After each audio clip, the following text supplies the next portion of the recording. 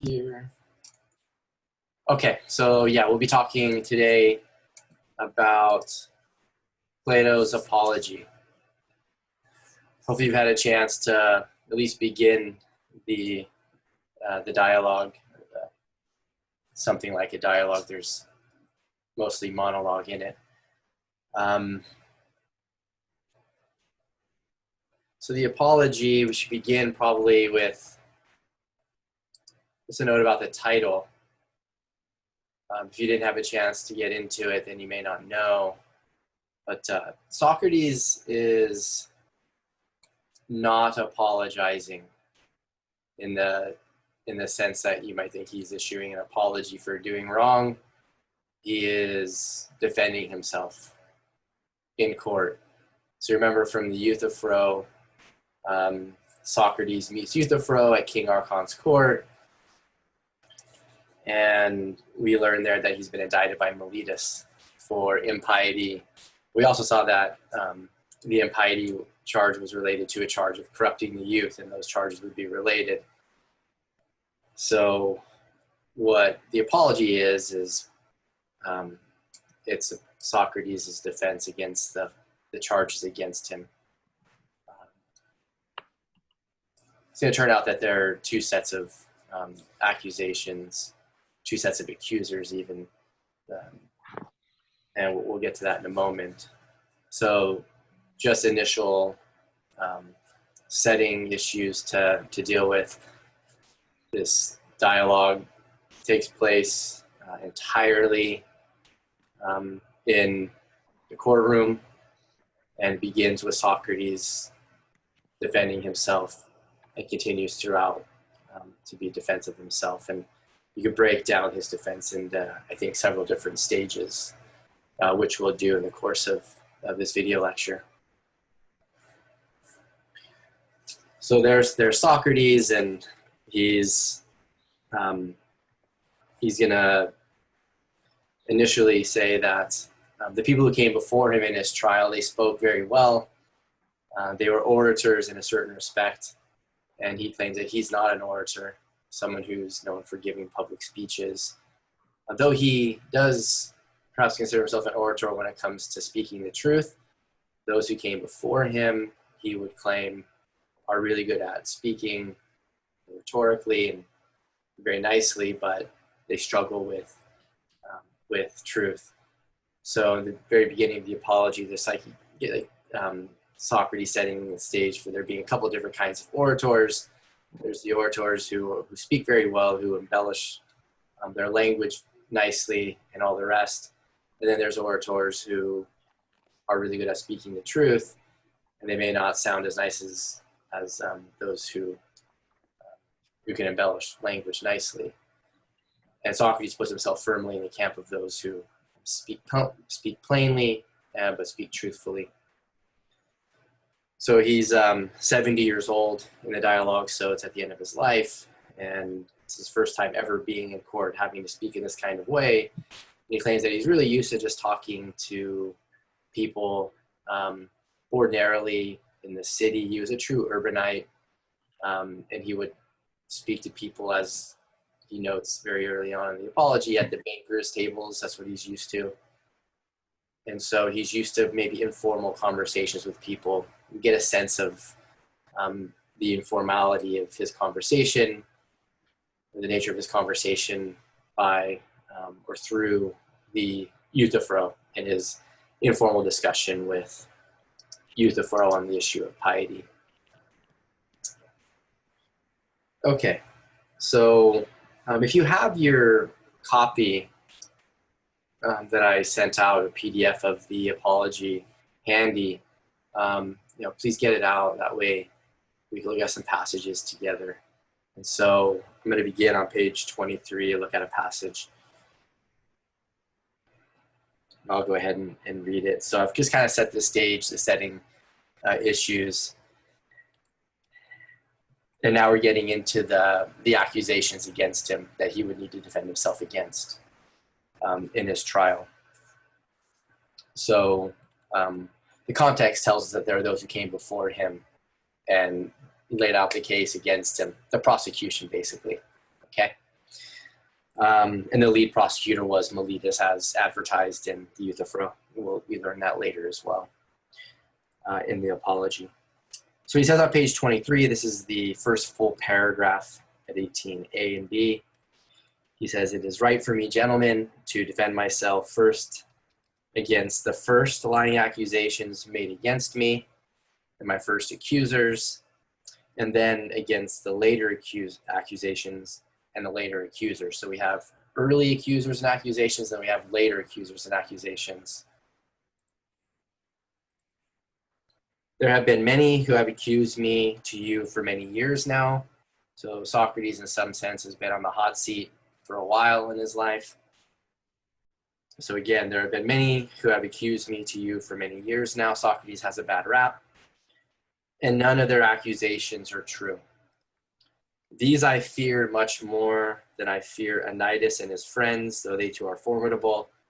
So Anytus, Miletus, and Lycon, they're the trio who are prosecuting Socrates. Miletus takes the lead for whatever reasons. Anytus is the one who's mentioned here. We don't have to take too much stock in that. "These earlier ones, however, are more so, gentlemen. They're more formidable. They got hold of most of you from childhood, persuaded you and accused me quite falsely, saying that there's a man called Socrates, a wise man, a student of all things in the sky and below the earth, who makes the worse argument stronger." Okay, so that's like the first statement of accusations against him. These are early accusations. In a sense, they're the informal accusations against him that he wants to deal with. They're going to connect up with the formal accusations that are the subject matter of his defense that he would have to respond to. So again, he says, "These earlier ones, however, more so, gentlemen, they got a hold of most of you from childhood." So he's talking to the jury and the audience, but the jury in particular here, and they were youth when the accusations first were, landed or leveled against him, and now they're sitting on him in a jury. Now they're sitting in on him in a jury. These now young men. So again, "They persuaded you and accused me quite falsely, saying that there's a man called Socrates, a wise man, a student of all things in the sky and below the earth, who makes the worse argument stronger. Those who spread that rumor, gentlemen, are my dangerous accusers, for their hearers believe that those who study these things, namely things in the sky and below the earth, do not even believe in the gods." Okay. So I'm kind of going slowly through this part because you get a sense of the accusations, and you will see how they hook up with the formal accusations against him. Okay. So you see studying things in the sky and below the earth, right? Those people who do these things, the accusation is they don't believe in the gods.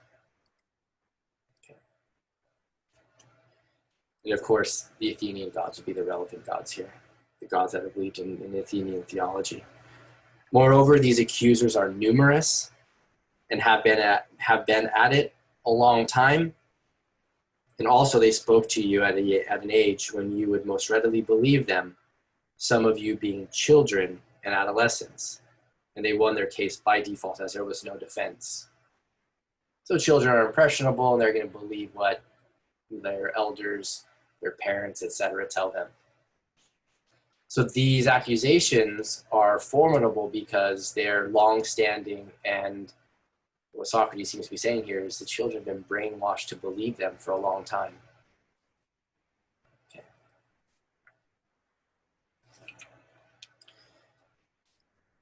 If you're following along in the reading in the next paragraph, the next full paragraph that ends on page 23, there's mention of a figure named Aristophanes. And this is to give the reader a sense of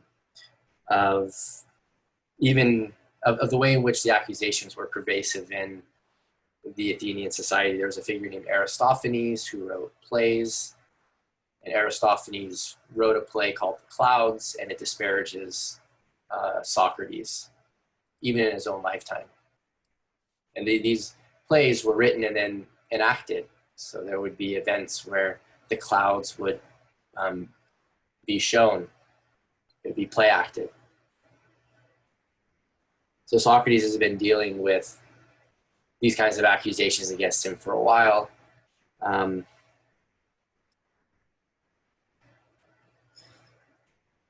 The Aristophanes is worth the clouds is something that you would have access to. You could do a Google search and probably find a version on the internet. But in there, maybe just a couple brief things to note if you're interested. In that dialogue, Socrates gets depicted as someone who has a school where he teaches good and bad logic, and the good logic is supposed to guide people instrumentally in winning arguments. So think about what's going on at the time period that Plato was writing. You've got this democracy experiment in Athens, and so at least a small subset, property owners typically had voting rights, and most others in the society weren't taken very seriously. It was an experiment, very beginnings of democracy in the world as we know it, and being persuasive in the public setting was very important. And so Socrates was someone who was helping people become persuasive, helping them speak well as orators of the first kind that we discussed. Those are good at embellishing language, winning arguments and the like, and being rhetorically persuasive could lead to favorable things for oneself. But there was also a bad logic that Socrates supposedly taught, and it made children who went to the school corrupt.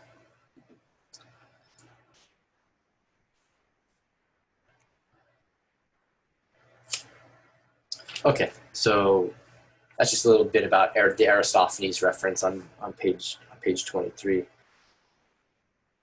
Okay. So then keep in mind he has later accusers.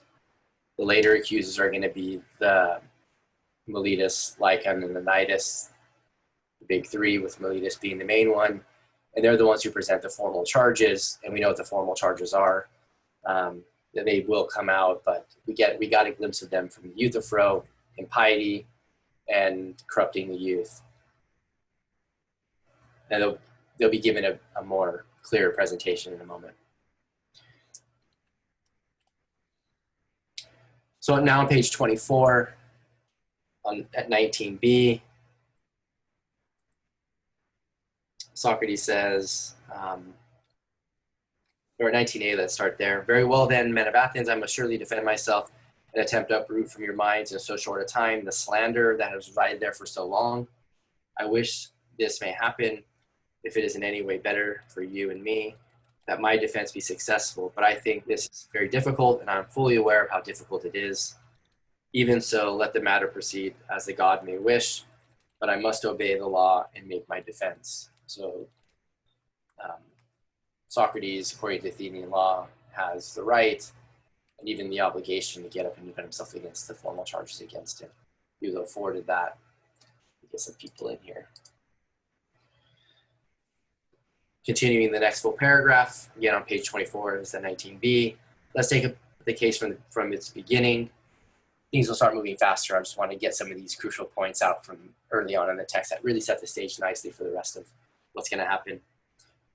What is the accusation from which arose the slander in which Miletus trusted when he wrote out the charge against me, the main deposition against him? What did they say when they slandered me? I must, as if they were my actual prosecutors, read the affidavit. They would have sworn. It goes something like this. Socrates is guilty of wrongdoing. So we're getting another statement of the charges against him. They're going to be very similar. Socrates is guilty of wrongdoing in that he busies himself studying things in the sky and below the earth. We've seen this before. He makes the worse into the stronger argument. And now this is something that's added. And he teaches these same things to others. And the relevant others will be the youth.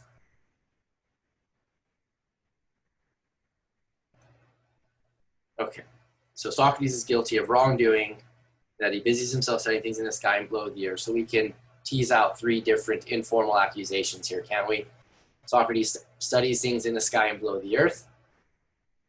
Socrates makes the weaker argument stronger. And he teaches these things, the first two things, to others. And we know the others will end up being the youth.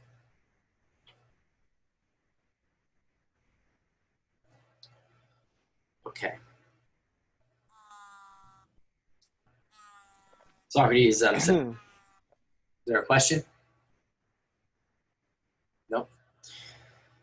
Socrates says at 19, just above 19e on page 24, none of these accusations are true. So hopefully you've noted those charges. Because Socrates, what he's going to do is he's going to deal with these informal charges first, and then he'll take up the formal charges next. So stage one of Socrates' defense is to deal with these long-standing accusations against him, the earlier charges, the earlier accusations, despite the fact that they're informal. Socrates thinks that showing where these charges come from and showing that he should be exonerated from them will help pave the way for showing that he's innocent of the formal accusations. So that's big picture. So let's deal with stage one of the defense. Stage one of the defense is Socrates taking on the earlier accusations, the informal accusations. Okay, any questions at this point? Anything needing clarification? Socrates studies things in the sky and below the earth, makes a weak argument the stronger one, and he teaches these things to others, namely the youth. Those are the three informal accusations. So again, if you have your text, I want to read the first part of stage one, as I call it, just my way of breaking things up, structuring things. Stage one of Socrates' defense. It's on page 25. This is the paragraph that carries over to page 26.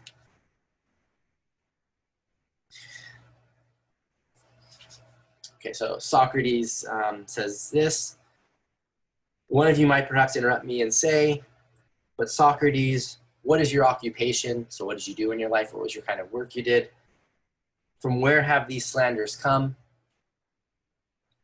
For surely, if you did not busy yourself with something out of the common, all these rumors and talk would not have arisen unless you did something other than most people. So, you get the idea here. You must have done something to end up in this spot that you're in, Socrates. Okay, that's what's going on at this point. So Socrates is like anticipating what someone from the jury might be, or someone from the audience might be thinking. Okay, so no one directly asking this. Socrates is sometimes asking himself this before someone in the jury who might have this kind of question. Tell us what it is that we may not speak inadvisedly about you. And then Socrates goes on to deal with his rhetorical question. Anyone who says that seems to be right, and I will try to show you what has caused this reputation and slander. Listen then, perhaps some of you will think that I am jesting or joking, but be sure that all that I say is true, all that I shall say is true. And here's what's crucial. What has caused my reputation is none other than a certain kind of wisdom. So that's right at 20D. What has caused my reputation is on page 25. What has caused my reputation is none other than a certain kind of wisdom. What kind of wisdom? Human wisdom, he says. So what has caused my reputation? What's the source of the early accusations? Is a certain kind of wisdom. Human wisdom. He says human wisdom, perhaps. So this is stage one of the defense. I like to call this defense by explanation. Defense by explanation. You can give it a subtitle if you want. Socrates' human wisdom story. So he's going to explain by providing this human wisdom story. Okay.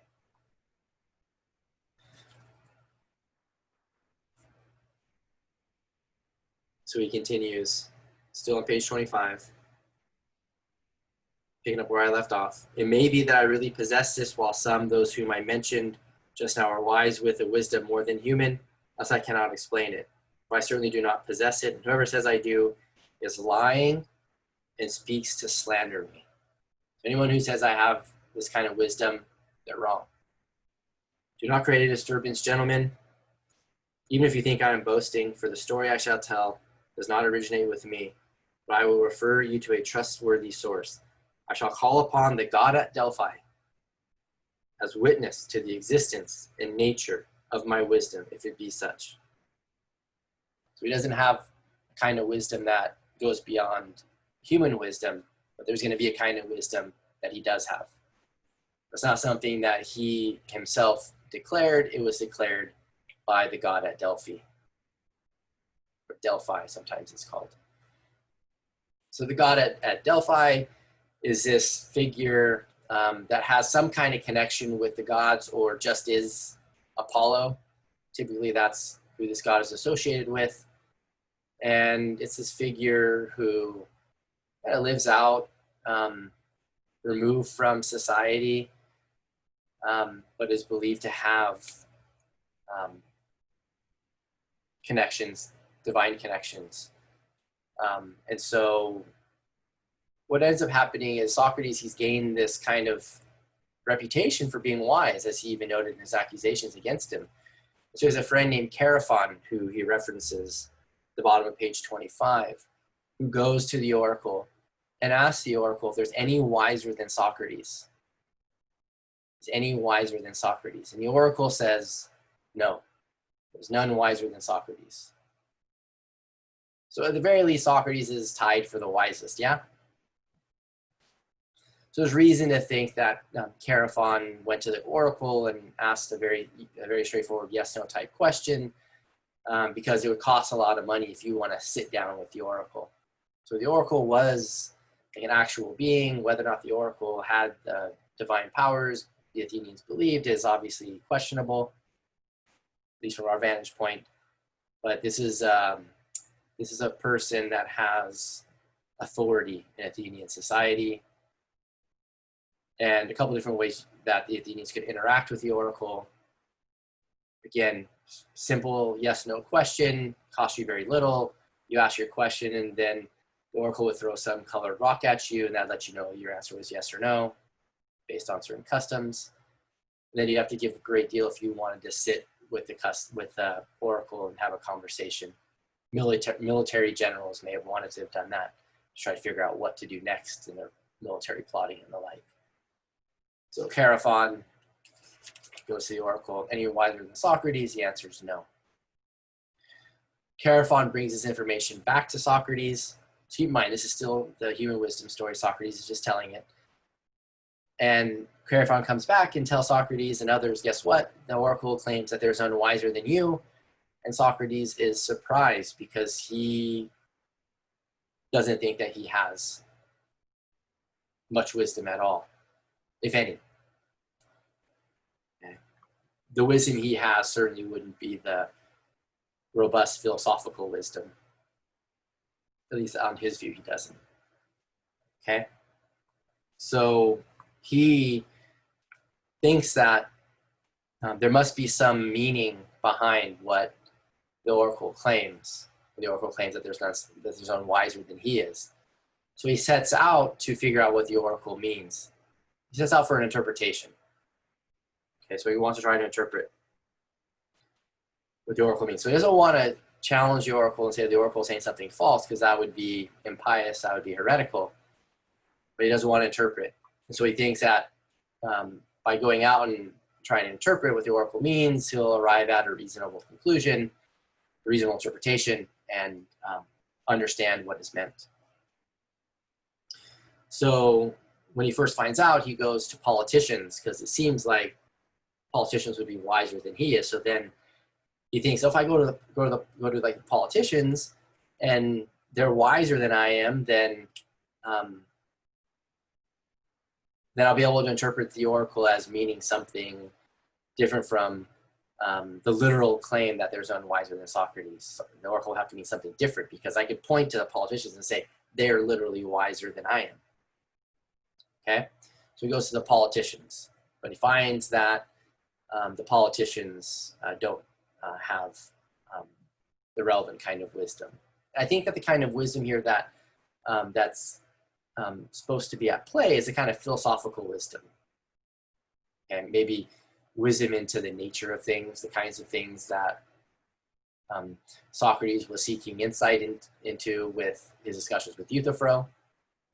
Okay, and so he goes to the politicians, and the politicians don't have the wisdom. They don't know. What piety is. They don't know what courage is, what justice is in terms of their essences. But here's the thing: is the politicians, they all think they have the wisdom. So they don't have the wisdom, but they think they have it. And then there's Socrates. He doesn't think he has the wisdom, and he in fact doesn't have it. And so Socrates claims that he's wiser than the politicians in this regard. At least he's in a position where he is aware of the fact that he doesn't have the wisdom. So I think that's sort of like it's just like a razor's edge that makes him wiser than the politicians. Just a slight difference is Socrates doesn't believe that he has the wisdom. Okay, and that's what makes him more wise than the politicians. Next, he goes to the poets. He says about page 26, in the paragraph that carries over to page 27, 22a, that he proceeded systematically after that. So he just didn't go out willy-nilly. He went next strategically to another group that's considered to be wise. He goes to the poets, those who produce, literary works, excellent literary works. And the poets think that they have the relevant wisdom. So they believe that they're wise in the relevant ways. Socrates questions them about the contents of their works, which seems to suggest that they have the wisdom. But when Socrates is asking them about certain passages in their works, they struggle to explain, right, what's going on in those passages. They struggle to provide arguments, to provide an account of how they arrived at the claims that they make that appear wise in their texts.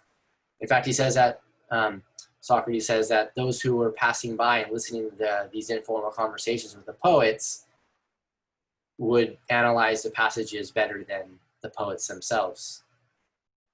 So Socrates ends up concluding that the poets themselves don't have the relevant wisdom, though they think they do. They're just wrong. So here Socrates, he distinguishes between having philosophical wisdom on the one hand and being divinely inspired on the other. So these poets, they are exhibiting wisdom in their works, but their wisdom is not their own. It's, as it were, channeled from the gods. So the gods are inspiring. So there's divine inspiration that's accounting for the wisdom in the literary works. That's not the same thing as a poet being wise. It's an important distinction that gets made here. And so once again, Socrates, he is aware of the fact he doesn't have the wisdom, so in that tiny margin, he's more wise than the poets are. So he's now more wise than the politicians, more wise than the poets. And then the last group would be those who have a kind of craft wisdom. So he goes to the craftsmen. And back then it was literally craft. They were the craftsmen. The men worked in the crafts back then. And so we went to them and asked them, do you have philosophical knowledge? And yeah, and they think they have the philosophical knowledge because they have craft knowledge or craft wisdom. So the poets, they think that they have the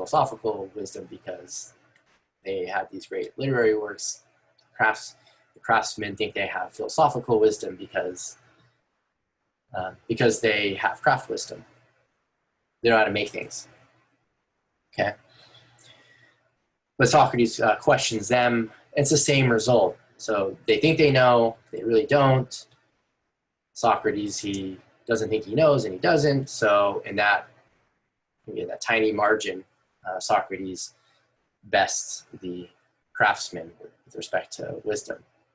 And I think it's philosophical wisdom here. So Socrates now, he's wiser than the craftsman. And so Socrates claims, it's on page 27 here. So this is going to be the paragraph that carries over to page 28 at 23a. Skip to there. So this is at the result of his inquiry, the result of his investigation, whose aim, remember, was to interpret the oracle's claim that there's none wiser than Socrates, none wiser than him, none wiser than he.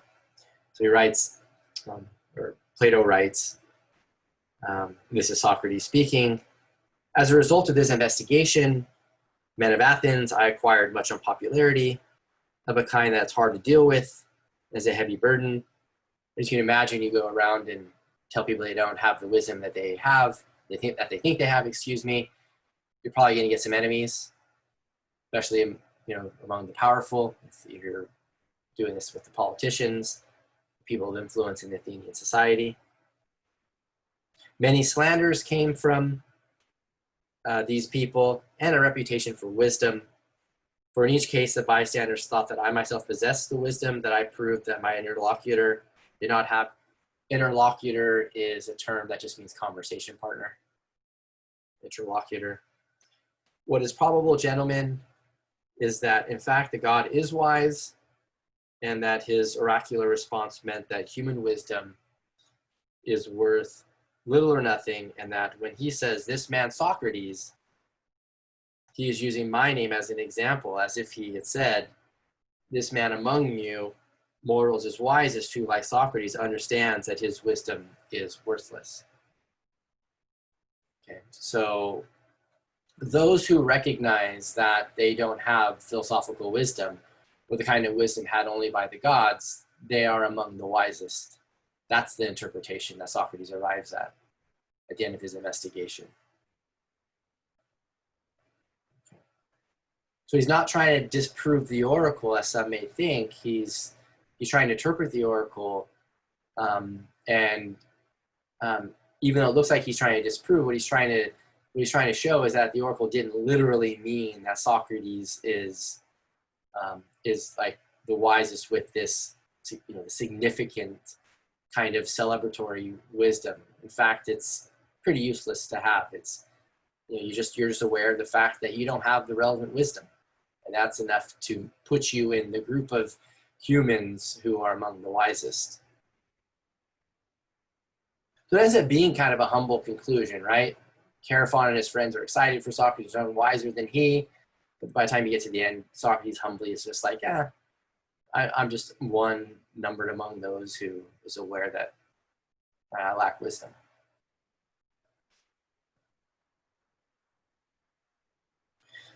Okay, so he continues. So human wisdom ends up being, on his view, worthless. So even now I continue this investigation as the god bade me. And I go around seeking out anyone, citizen or stranger, whom I think is wise. Then if I do not think he is, I come to the assistance of the god to show him that he is not wise. Of course, you can see how that would make people mad. But he's claiming he's doing the god's work here. Because of this occupation, because of this work that I did, I do not have the leisure to engage in public affairs to any extent, nor do you look after my own. But I live in great poverty because of my service to the god. So we know that one of the formal charges ended up being that Socrates is impious.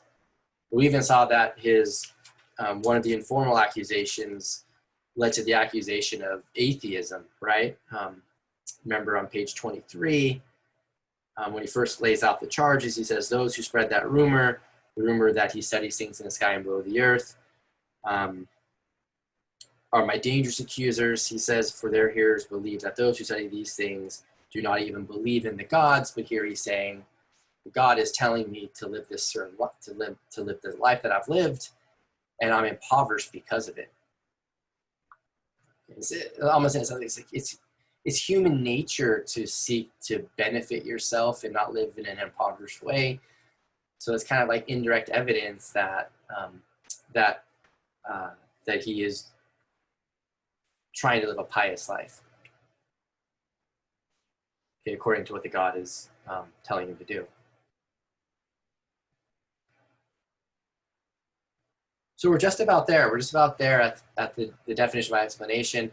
We've got this human wisdom story, which is going to put us in a nice position for understanding where the informal accusations come from. So the idea here, like I call it the definition, the defense by explanation, just because if Socrates' reasoning seems to, if I can just explain where these accusations come from, you'll see that I'm innocent of the charges against me. I'm innocent of the accusations. So he continues, furthermore, this is on page 28 at 23c, furthermore, the young men who follow me around of their own free will, okay, those with the most leisure, the sons of the very rich, take pleasure in hearing people questioned. They themselves often imitate me and try to question others. I think they find an abundance of men who believe they have some knowledge, but know little or nothing. Right, so Socrates gets these followers, these groupies, who follow him around, the sons of the very rich. And they start acting like him. They take pleasure in seeing Socrates question people and show that they don't have the wisdom that they think they have. And they do what the youth do. They imitate.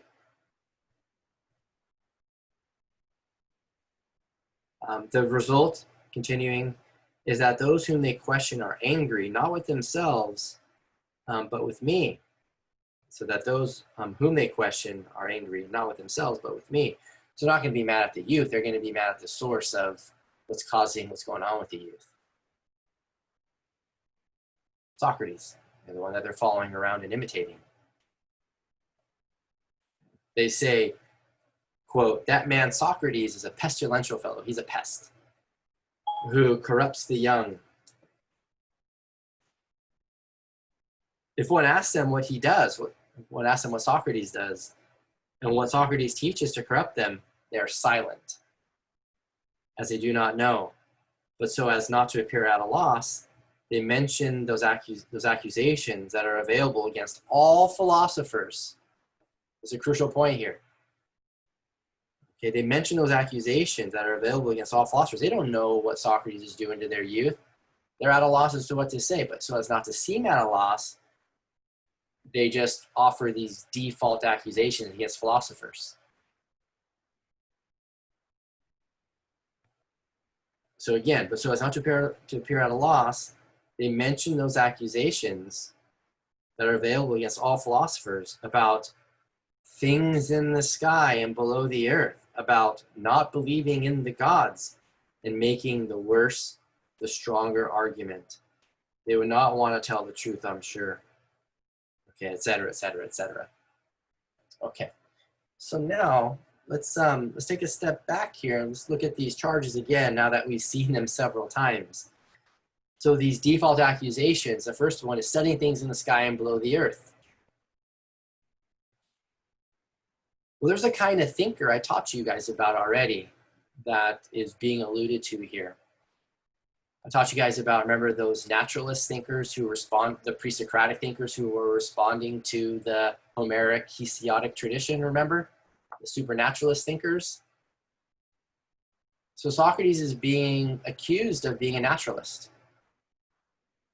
of a pre-Socratic naturalist thinker. Okay? That's one of the default accusations because that's one of the kinds of philosophers back then, was to be a naturalist. They study things in the sky and below the earth. When you study things in the sky like the sun, what are you studying? According to the ancient Athenian beliefs. You're studying the sun god, right? You're studying Apollo. You can't just study that as if it were a scientific object. That's a god. Likewise, if you're studying things below the earth, you're studying things in the realm of Hades, right? Or if maybe below the ocean, now you're messing with Poseidon. So you have these theological objects that they're not to be studied as scientific objects. And so that was why, remember, Socrates, again, he claims that those who accuse him of studying things in the sky and below the earth are dangerous, because what's associated with studying those things is atheism. You don't really believe the sun is God if you think you can study it like a scientific object. Okay? So naturalism, the naturalism charge is hooked up with impiety, atheism. See the move there? See the connection? So you might think, well, what's the big deal about studying things in the sky and below the earth? Well, that's the big deal. If you're a naturalist, then you were associated with impiety and atheism. You didn't really believe in the gods.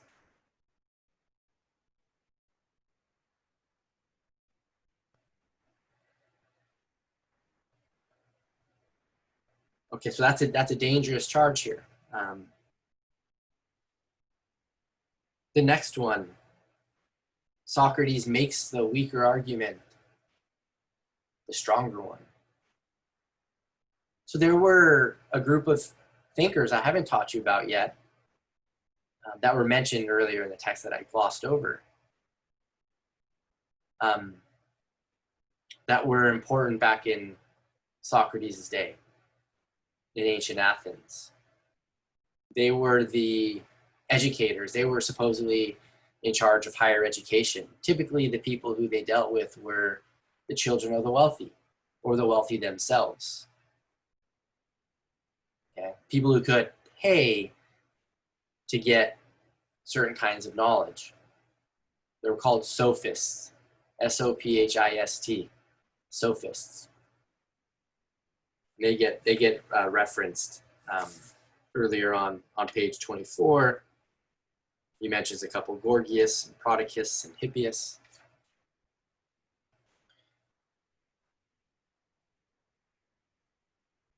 Now, one of the things that the sophists were known for was rhetoric, teaching people how to speak well.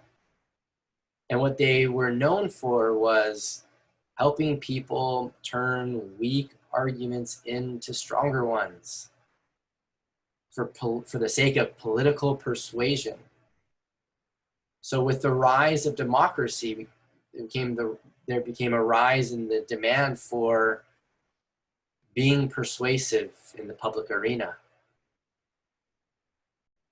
And so you have these thinkers who come along and say, I can teach you to be real persuasive. It'll cost you a pretty penny, it'll cost you some money for that to happen, but hey, it's an investment.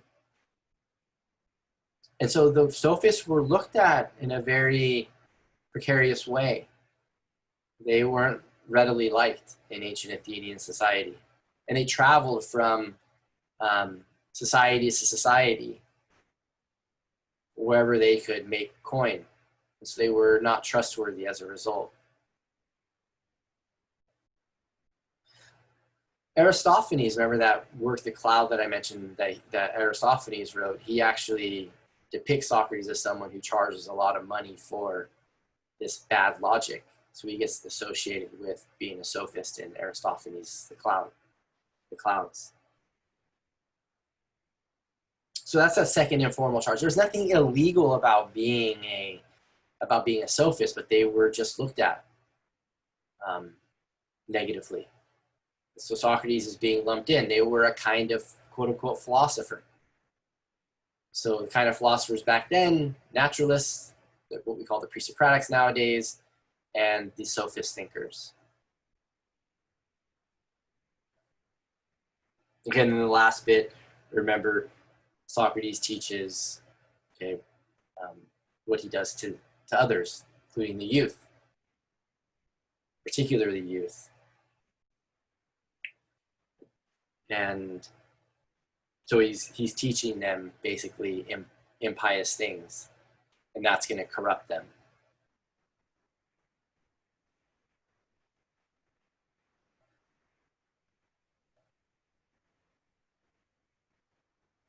So that ends up being the explanation. Like after giving the human wisdom story, we see that as a result of Socrates is doing what the god ordered him to do to interpret the oracle, right, and then to think about this issue of wisdom, he ended up having these youth who followed him around, and the youth imitated him. This made a lot of the adults angry in the society. They didn't blame the youth, they blamed Socrates. And then they just threw these default accusations at him, the kinds of accusations that would apply to any of the philosophers or any of the main kinds of philosopher thinkers of the day. Okay.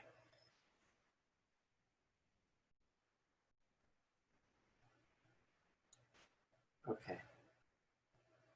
He goes on to say, these people are ambitious, like these people are going after him.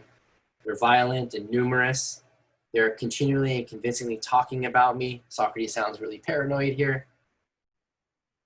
They have been filling your ears for a long time with vehement slanders against me. From them, Meletus attacked me, and Anytus and Lycon. So there's the big three, Meletus, Anytus, and Lycon. And then we get a little bit more structure here. Meletus being vexed on behalf of the poets. Anytus on behalf of the craftsmen and politicians, and Lycon on behalf of the orators. So that, as I started out by saying, I should be surprised if I could rid you of so much slander in so short of time. And then the last full paragraph on page 28 at 24b, he says, let this suffice as a defense against the charges of my earlier accusers. So that concludes stage one.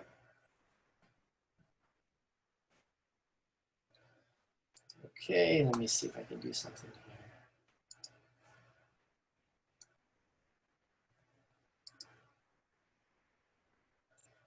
Share, see if I can share my screen with you. All right, can you all see my screen? Plato's Apology. Okay, good. I've never shared a screen before on here. So here, just very simply, defense by explanation. I'll post these notes for you all, so you don't have to write all this down, but just so you can see, just broad brushstrokes, defense by explanation, stage one. The slanderous accusations against Socrates were simply default accusations leveled against him, the same accusations leveled against any philosopher studying things in the sky and below the earth, making the weak argument stronger and teaching these things to others. In particular, we're going to see the youth. Okay, and we know what each of these accusations points to. We're going to turn now to the second stage of defense, cross-examination. Okay.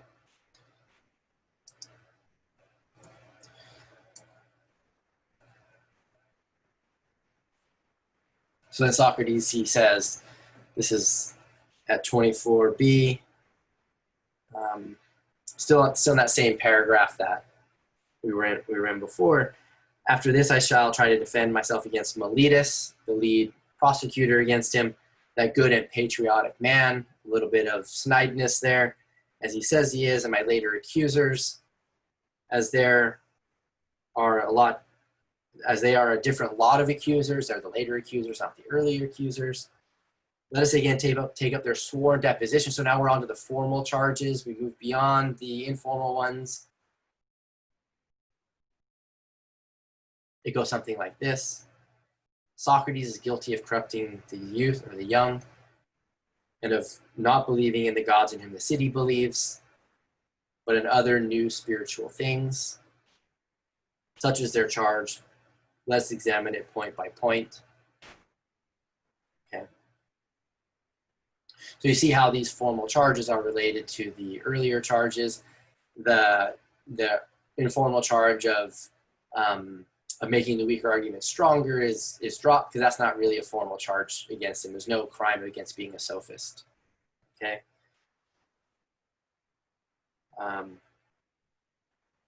Continuing, this is at 24c, next paragraph that carries over to page 29. He says that I'm guilty. This is Miletus. Socrates is saying the relevant he is Miletus. Socrates says he, that's Miletus, says that I'm guilty of corrupting the young, but I say that Miletus is guilty of dealing frivolously with serious matters, of irresponsibly bringing people into court, and professing to be seriously concerned about things, with things about none of which he has ever cared. And I shall try to prove that this is so. So we see the next stage of defense, stage 2, is cross-examination. Typically when cross-examination occurs, the aim is to discredit the witness. A very common aim. That's what Socrates is going to do with Miletus as the lead witness, the lead prosecutor against Socrates. So Miletus isn't just the lead prosecutor, he is the lead witness. So if Miletus can be shown to be unreliable, then that really cripples his case against Socrates. So it's a very standard legal move that's being made. And according to Athenian law at the time, this is all perfectly legal, and this is what Socrates had a right to do. So this is where Socrates is really in his element, being able to engage with a conversation partner, and this is the most common, or this is the most dense area in the entire text here, where there's actual back and forth and conversation going on in it. Okay, let me see. There's a couple chat questions here, comments. Let me have a look at them before we dive into stage 2.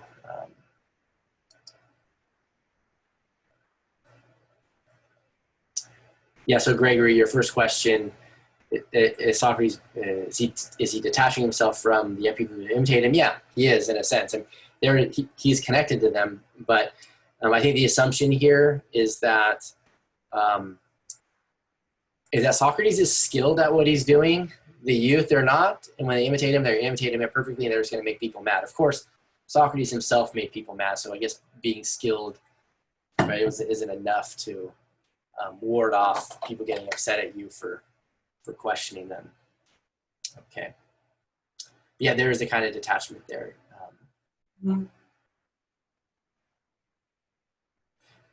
Aristotle is definitely not a sophist either. So your question takes us a little off track here.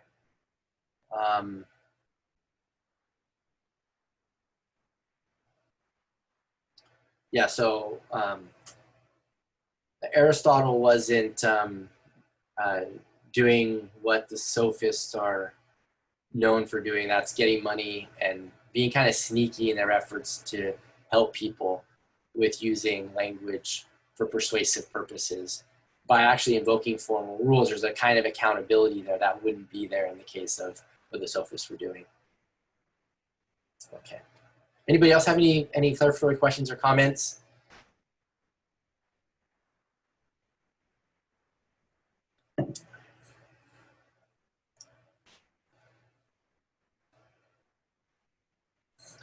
Maybe it'd be helpful to say one thing before turning to that second stage of defense, the cross-examination stage, is that what Socrates will be doing here is indirect. So he's not going to be showing his innocence directly. It's an indirect way of showing his innocence, showing the unreliability of his witness. And then maybe sort of something bigger picture is that I think, again, with this dialogue, we shouldn't take it to be Plato just dictating what's happening in the courtroom. This is a fictional work. It may capture the spirit of some of the things that happened in the trial, but it certainly isn't, at least widely believed, that this is what happened, as a matter of fact. And if you're interested in talking about why I think that's so, perhaps after the lecture you could stay and ask about that. Okay, there's plenty of textual evidence for it. Okay, so stage 2, cross-examination.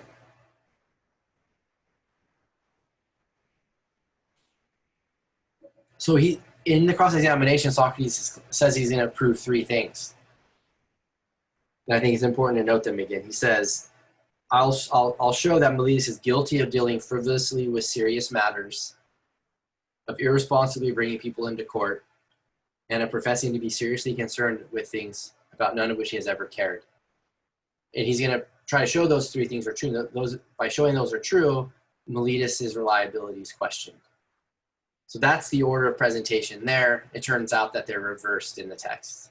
So what he's going to do first is he's going to show that Meletus professes to be seriously concerned about things, with things about none of which he has ever cared. He'll do that first. The second thing he'll do is he'll show that Meletus irresponsibly brings people into court. And the last thing he'll do is show that Meletus is guilty of dealing frivolously with serious matters. Okay.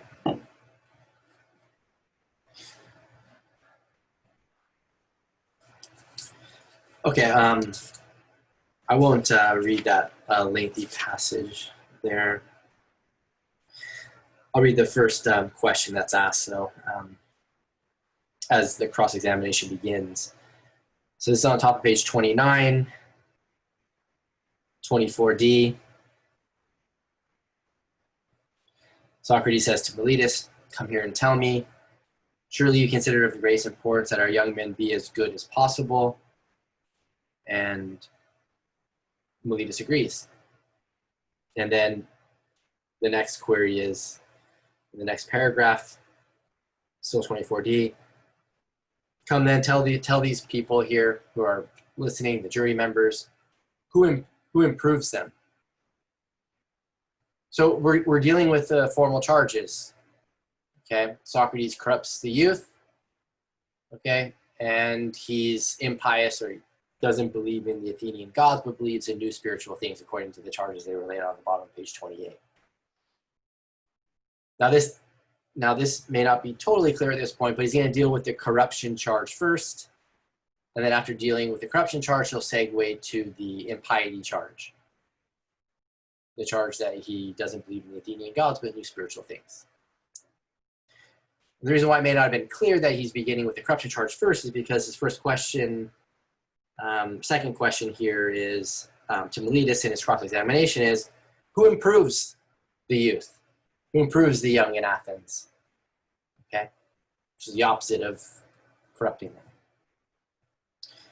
Well, it turns out that Meletus ends up saying that everyone in Athens improves the youth, except for Socrates. Okay, so everyone in Athens improves the youth. There's a lengthy exchange here, but that's what where they arrive at. Everyone in Athens improves the youth, but Socrates. Bottom of page 29, this is the paragraph that carries over to page 30. Excuse me. Socrates says, "You condemn me to a great misfortune." And here's where things get a little difficult, okay? Because the argument isn't carefully spelled out. So we'll have to do some reconstructing, filling in, as it were. Socrates continues, "Tell me, does this also apply to horses, do you think?" So we're talking about the youth and who improves the youth, everyone in Athens but Socrates. And then Socrates asks, does this also apply to horses, do you think? And that may seem out of left field. Okay, certainly did for me the first time I read it. That all men, and so then he kind of fills in what is meant by this. Does this also apply? Well, what is the this referred to? And so we get the answer here. That all men improve them and one individual corrupts them. So is it true with respect to caring for horses that all men, all people improve them and one individual corrupts them? Or is quite the contrary true? One individual is able to improve them, or very few, namely the horse breeders, whereas the majority, if they have horses and use them, corrupt them. Then he says, is that not the case, Meletus? Both with horses and all other animals. So this doesn't apply just to just horses, but all other animals, all other animal breeding. And then Socrates says, of course it is, whether you and Anitis, your prosecution team, say so or not. This is at top of page 30 now. It would be very happy. It would be a very happy state of affairs, wouldn't it? If only one person corrupted our youth while the others improved them. Next paragraph is a short one at 25c. You have made it sufficiently obvious, Meletus, that you have never had any concern for our youth.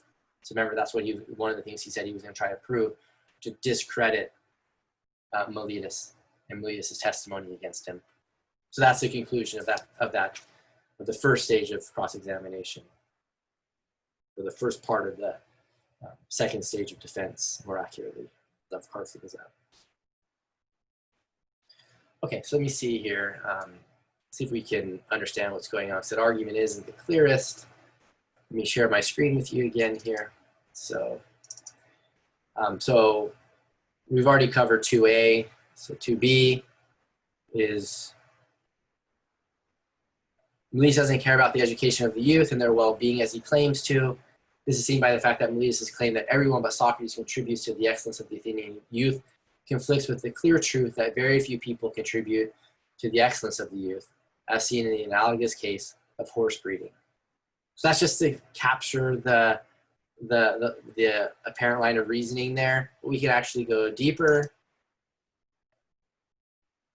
So here, I call it the horse breeding argument.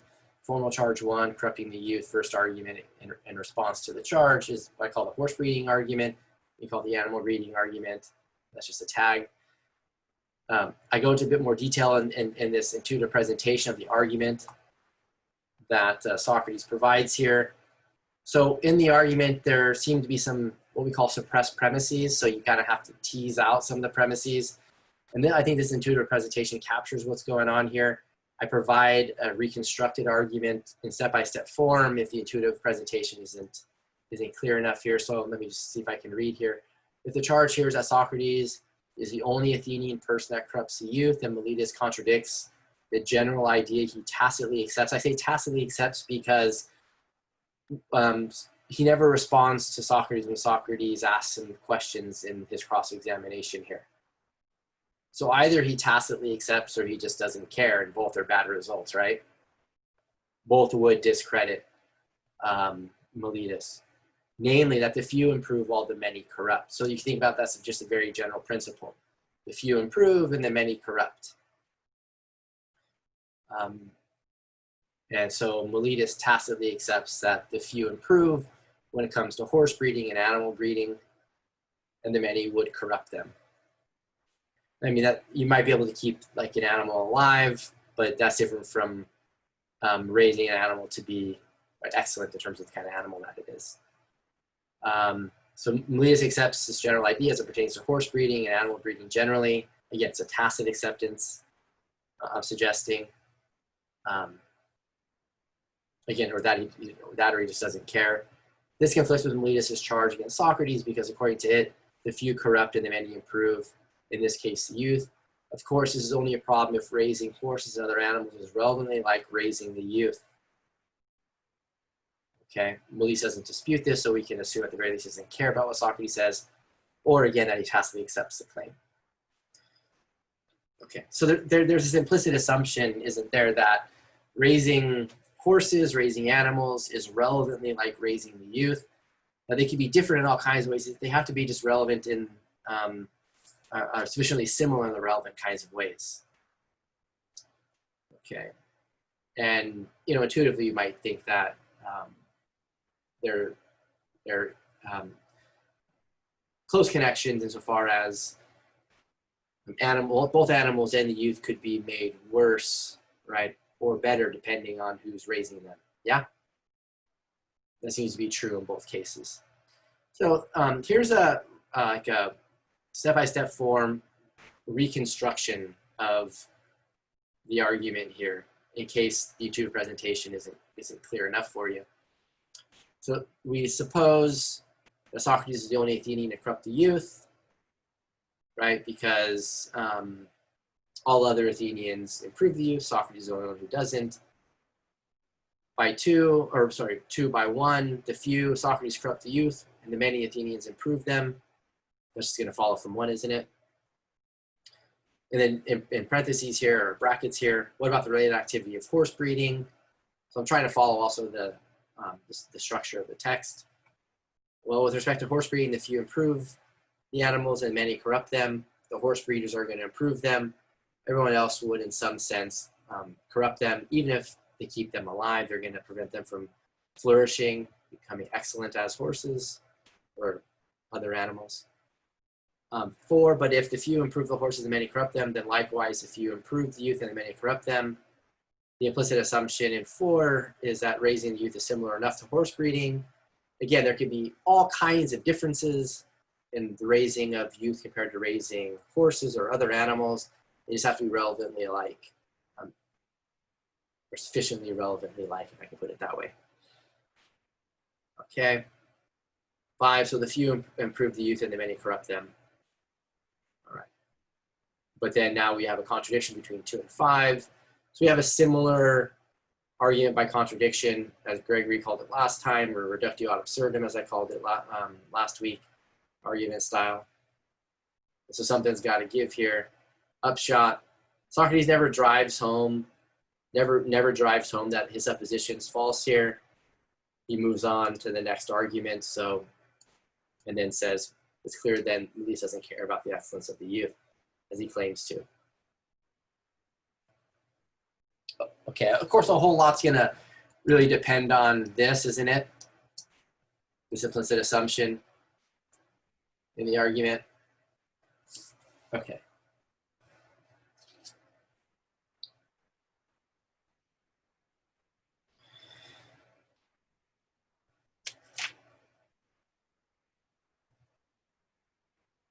Okay. Now, he ends up giving 2 arguments against the corruption charge. So I guess why give 1 when you can give 2 is the strategy here. So the second argument's this, and it's going to be to try to establish that second claim, right? That Socrates irresponsibly that Meletus irresponsibly brings Socrates to court. So this is on page 30 again.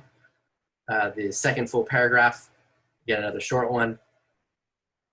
And by Zeus Meletus, Socrates says, tell us also whether it is better for a man to live among good or wicked fellow citizens. Answer, my good man, for I'm not asking a difficult question. Do not the wicked do some harm to those who are ever closest to them, whereas good people benefit them? And Meletus says certainly, he agrees. Okay.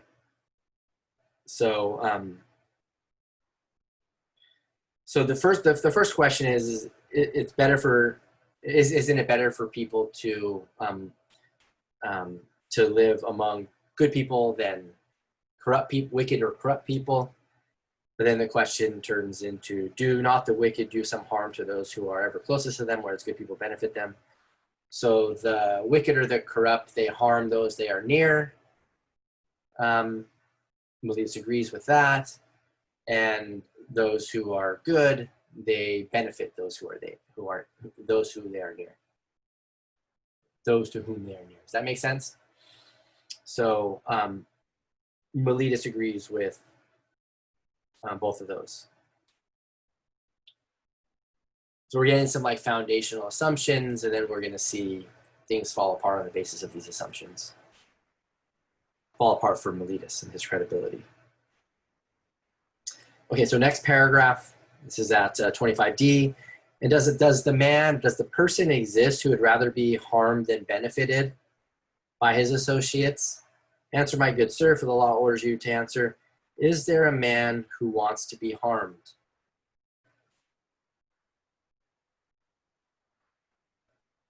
And Meletus says no. There's not a person who wants to be harmed.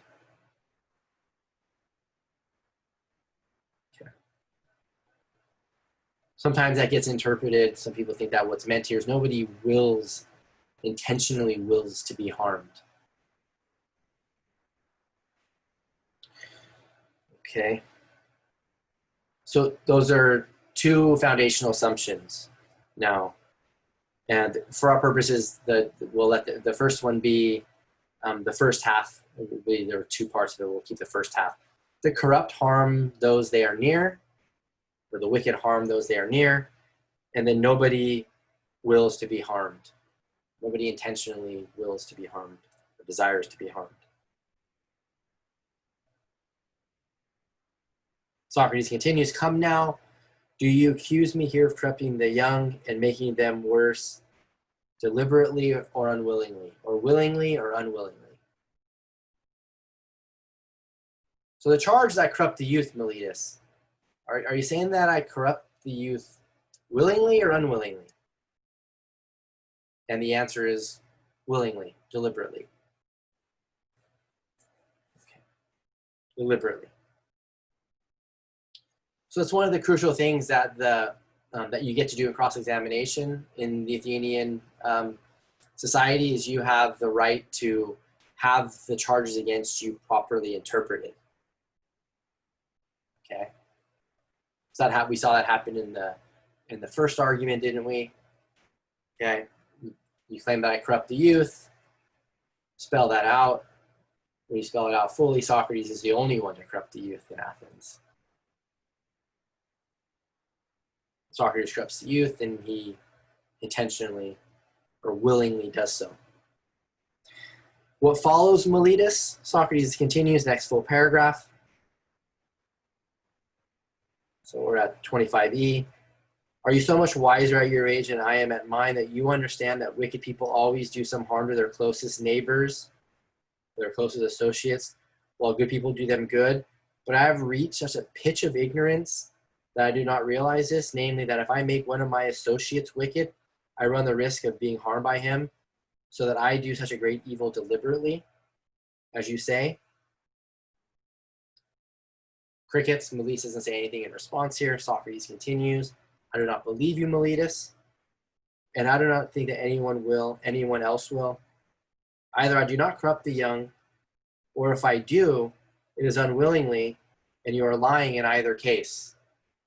Now, if I corrupt them unwillingly, the law does not require you to bring people to court for such unwilling wrongdoings, but get a hold of them and privately instruct them and exhort them and rebuke them, have them take a child development class at Cal Poly or something. For clearly, if I learn better, I shall cease to do what I'm doing unwillingly. You, however, have avoided my company and were unwilling to instruct me. But you bring me here where the law requires one to bring those who are in need of punishment, not of instruction."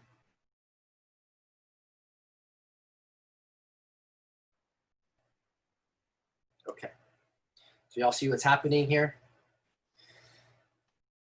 If Socrates is corrupting the youth willingly, right, then it stands to reason then he is corrupting, right, those who he's around, and now he's then intentionally, guess what?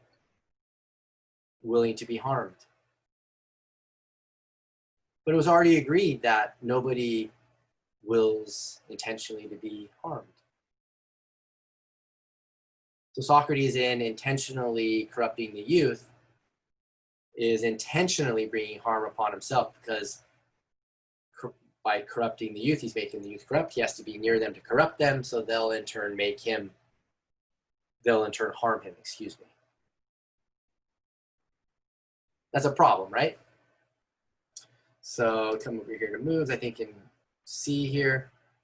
2C, Miletus brings Socrates to court irresponsibly by failing to realize that if Socrates willingly corrupted the youth, he would also have willingly brought harm on himself, as we've already seen, which Miletus and Socrates claim is impossible.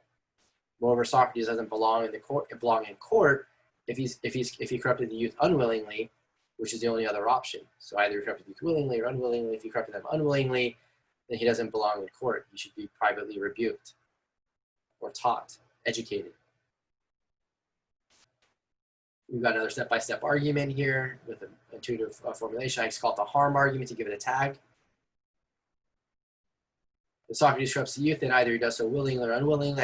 I present this in in kind of reverse order, or different order anyways. So out of order, might be the best way of putting it, excuse me there. The tutor presentation, if Socrates corrupts youth, then he either does so willingly or unwillingly. Perhaps it can be inferred that he doesn't do so unwillingly because he was brought to court. If he does so willingly, then he wills to be harmed.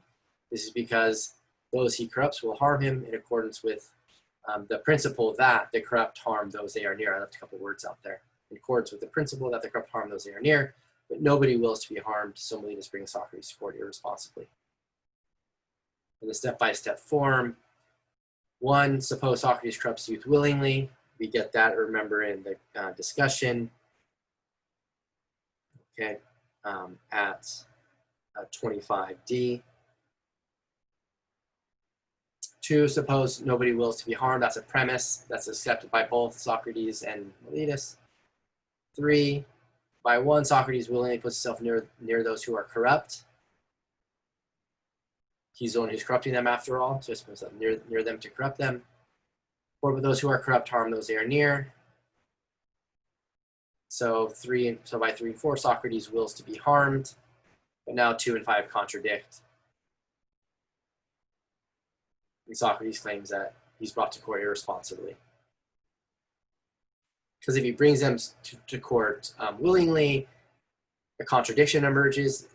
If he then does so unwillingly, then he doesn't belong in court. So there's irresponsibility here. Meletus is not to be trusted. Okay, so that concludes the response, or at least in stage 2, it concludes the response to the charge that he's guilty of corrupting the youth. The next charge has to be dealt with, the charge that Socrates doesn't believe in the Athenian gods, but new spiritual things. The impiety charge, essentially. We just see it fleshed out here in the Apology. And this one's pretty easy. This one's pretty straightforward. Okay. So this is at the bottom of page 30.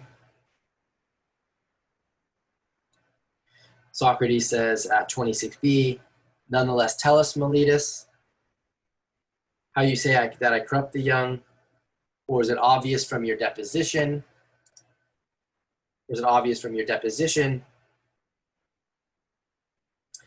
That it is by teaching them not to believe in the gods in whom the city believes, but in other new spiritual things? Is this not what you say I teach and so corrupt them? And Meletus responds as most certainly what I do say. So here we see the charges tied to each other. We knew they were going to be, but they're explicitly tied to each other. The way Socrates corrupts the youth is by teaching them these new spiritual things. So remember, Socrates, he has the right to disambiguate the interpretation of the charge against him. Okay, to make clear exactly what the interpretation is. So Socrates, he continues, bottom of page 30, 26c. Then by those very gods about whom we are talking, Meletus, make this clear to me and to these men. I cannot be sure whether you mean that I teach the belief that there are some gods. This is one of the hardest sentences of the entire Apology to read. So work with me. Don't blame the reader. I cannot be sure whether you mean that I teach the belief that there are some gods, and therefore I myself believe that there are gods and am not altogether an atheist, nor am I guilty of that, not however the gods in whom the city believes, but others, that this is the charge against me, that there are others. Yeah, that doesn't seem to make grammatical sense. He continues, and this does make sense, or whether you mean that I do not believe in the gods at all, and this is what I teach to others. So what's this amount to? Here's what Socrates is saying. Meletus, are you saying that I'm a heretic and believe in different gods other than the Athenian gods, or are you saying that I'm an atheist? Am I a heretic who believes in other gods than the Athenian gods, or am I an atheist? Is that what you mean by the charge? Now remember, on page 28, when the stage 2 began, the formal charge was put like this. The formal charges were put like this. Socrates is guilty of corrupting the young, of not believing in the gods in whom the city believes, but other new spiritual things. So it looks like, on the basis of those words from the deposition, as Socrates claims they are here on page 28, it looks like it would be the first interpretation, right? That Socrates is a heretic by believing in gods other than the Athenian gods. Does that make sense? It looks like that's the most natural way of interpreting the formal charge. But when we get to this point in the text, Socrates is saying, are you saying I'm a heretic, or are you saying that I'm an atheist?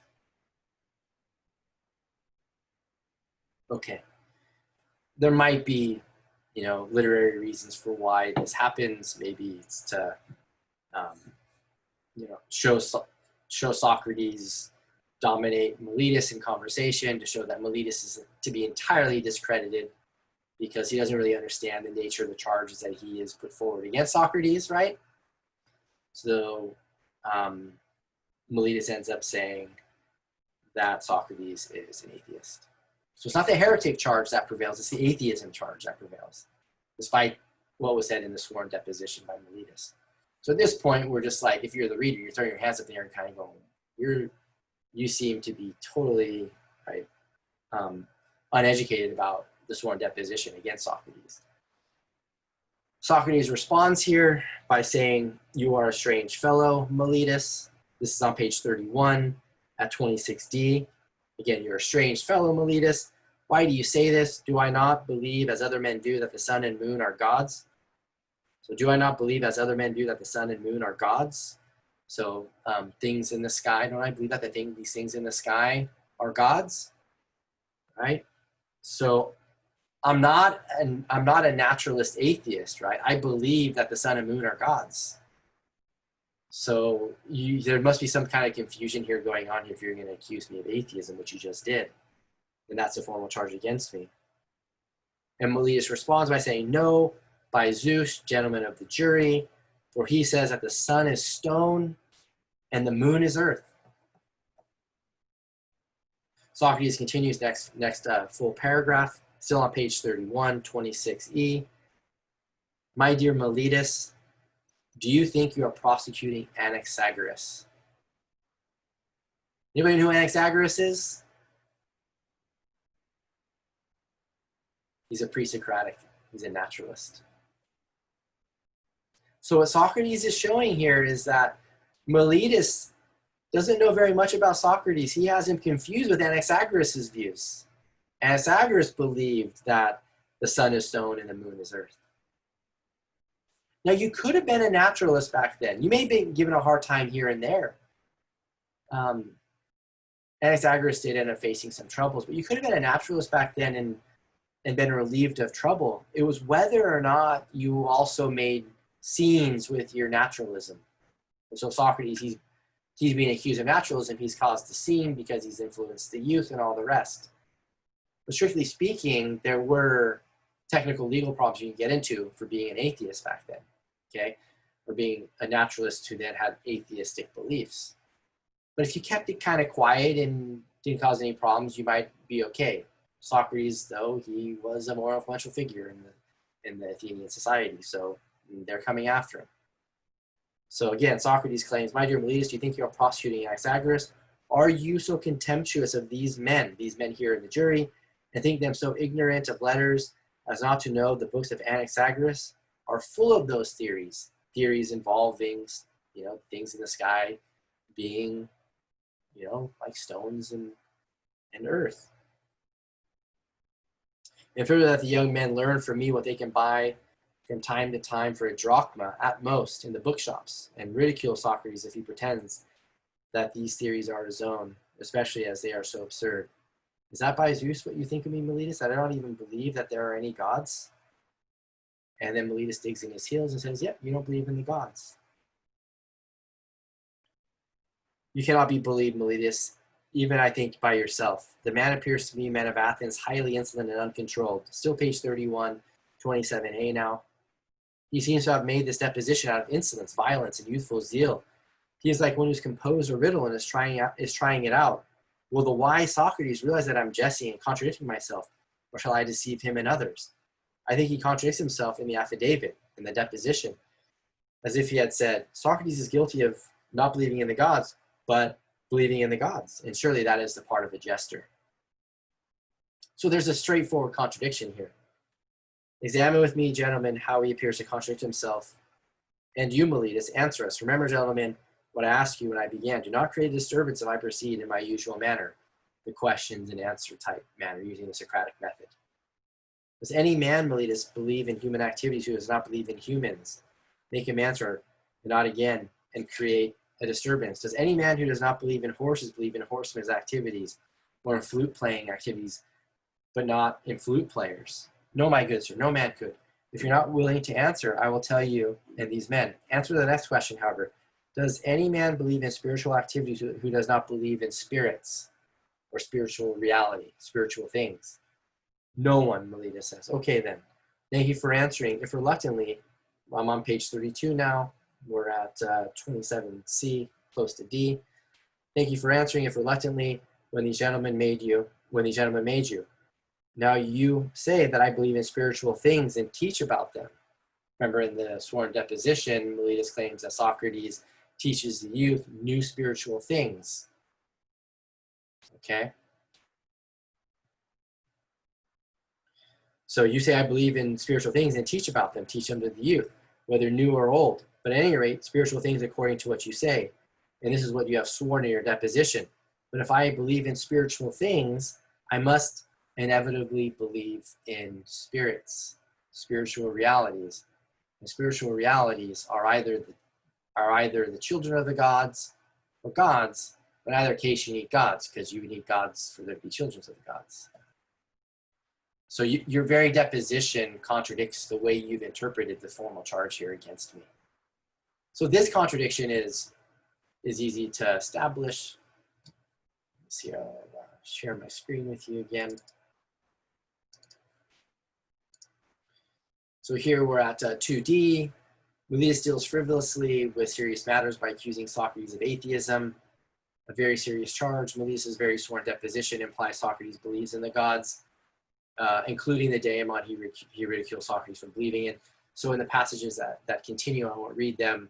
Socrates, he refreshes Meletus' memory. Socrates, remember, he claimed that there's a god who's guiding him to do certain things. The name that's given to this god is daemon.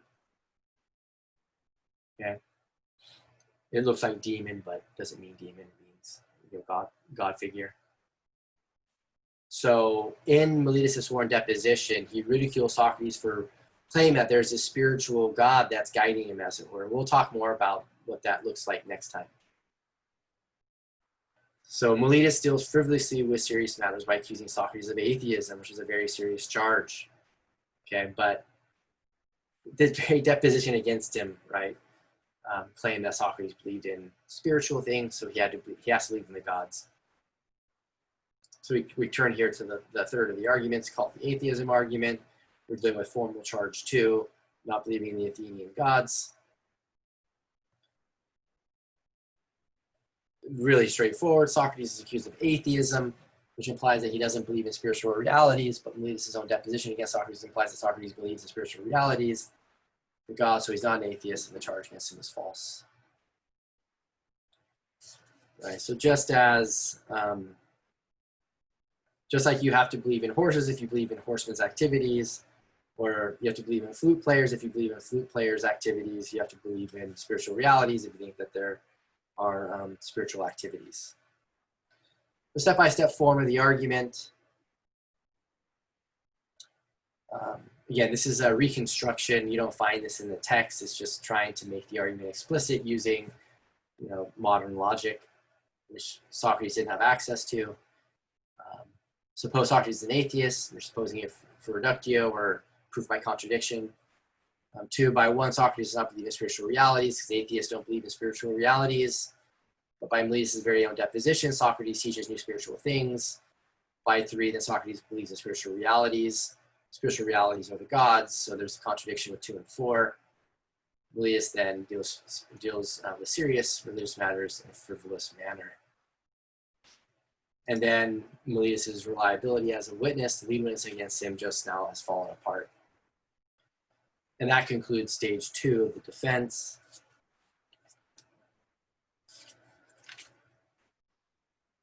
So Socrates concludes. So now I'm still on page 32 at 28a. I do not think, men of Athens, that it requires a prolonged defense to prove that I'm not guilty of the charges in Miletus' deposition, but this is sufficient. On the other hand, you know what I said earlier is true, that I'm very unpopular with many people. This will be my undoing if I'm undone. Not Miletus or Anytus, but the slanders and envy of many people. This has destroyed many other good men and will, I think, continue to do so. This has destroyed, I'm sorry, there's no danger it will stop at me. So that concludes stage two, the cross-examination. Miletus's reliability seems like it is at a very low point. Now Miletus is set aside. Socrates gets back to his monologue, and he begins what I call stage 3. I call stage 3 the real Socrates. And this might be the strongest of his defenses, the most direct way of defending himself against the formal charges. Okay, so what I'll do is stop here and see what questions are lingering, clarifications are needed, see what's going on in the chat here. Gregory's got some questions, but while I have a look at these, feel free to formulate any that you may have for me. Okay, so you got that, you answered that.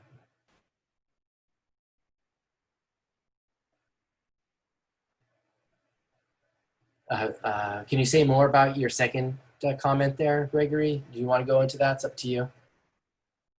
Sweet dreams are made of these. I'm not sure I know the song. Okay. Yeah. Good. So there, right. So there's that important assumption in that second argument, the cross-examination. The second argument, which responds to the corruption charge, that nobody wills to be harmed. Yeah, so Socrates, yeah, he definitely, I mean, the crucial thing is that Miletus agrees with it, so he's able to use it against Miletus. So there's a kind of like internal criticism of Miletus that goes on here. But yeah, you might think that the assumption is just false, that people do, at least in some cases, intend to harm themselves. And just thinking about ordinary cases would seem to suggest that that's true.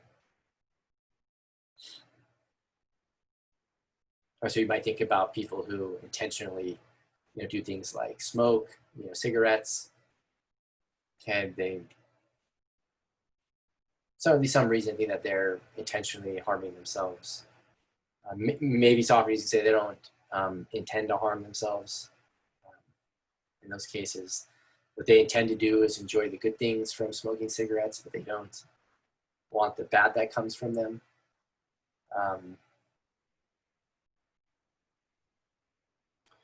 Other examples might be, think about different kind of example where, firefighters might storm a building that's on fire, knowing that harm is likely to come their way.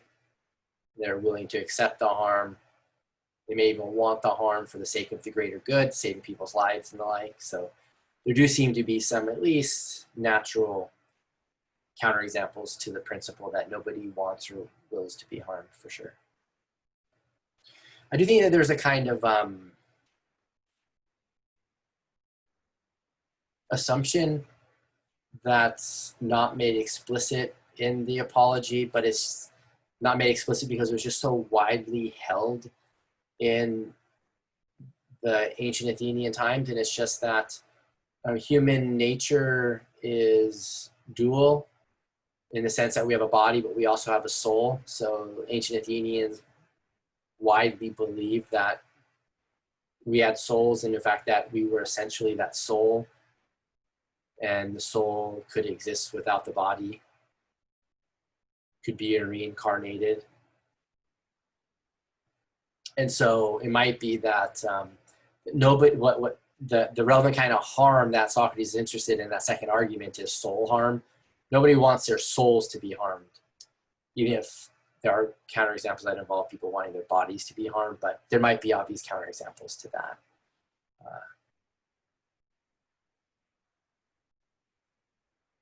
Adam's question. Yeah, I'm going to be posting the PDFs of the notes here that we use to guide us here, use to help us with some of these difficult passages. Keep in mind, though, that those arguments that are step-by-step, those are, rational reconstructions that I've provided. You don't find those in the text. Yeah, the horse one, yeah, I agree with you 100%. The horse one is, it took me a while after initially reading it to tease out some of the implicit assumptions.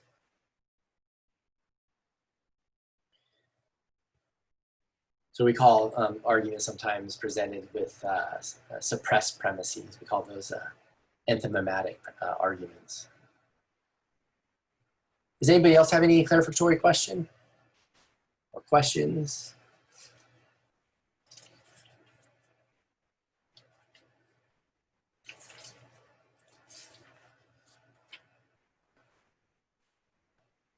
Okay, then we'll go ahead and close here. I think that stage 3 will take a little bit of work, so we'll close here, and then those who want to stick around and have further conversation and ask questions until 7, we can do that. So for the rest of you, have a great night, and I'll see you all tomorrow night at 5 o'clock. If you choose to show up, that is. Thank you. Thank you. I'm going to stop recording now. Thank you.